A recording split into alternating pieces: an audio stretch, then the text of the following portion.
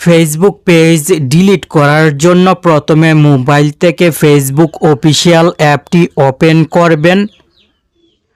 যে Facebook ID দিয়ে Facebook page খুলেছিলেন সেই ফেসবুক আইডি ফেসবুক অ্যাপে লগ ইন করবেন।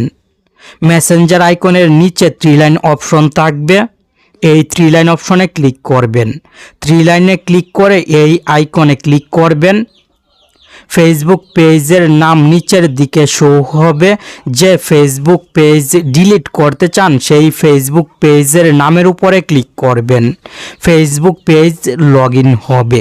এইভাবে ফেসবুক পেজ প্রথমে লগ ইন করবেন। এখন 3 লাইনে ক্লিক করবেন। নিচের দিক থেকে সেটিংস অ্যান্ড প্রাইভেসিতে ক্লিক করে সেটিংসে ক্লিক করবেন। নিচের দিকে চলে আসবেন। অ্যাক্সেস অ্যান্ড কন্ট্রোল সেটিংসে ক্লিক করবেন।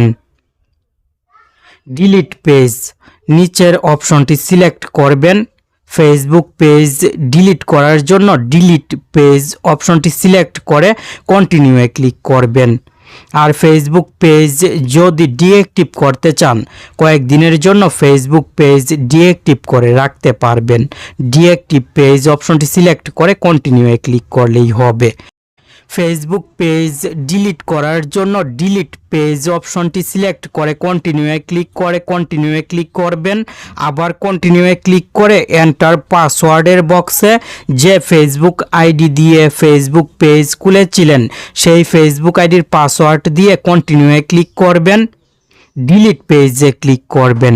ফেসবুক আইডি চিরদিনের জন্য ফেসবুক থেকে ডিলিট হয়ে যাবে।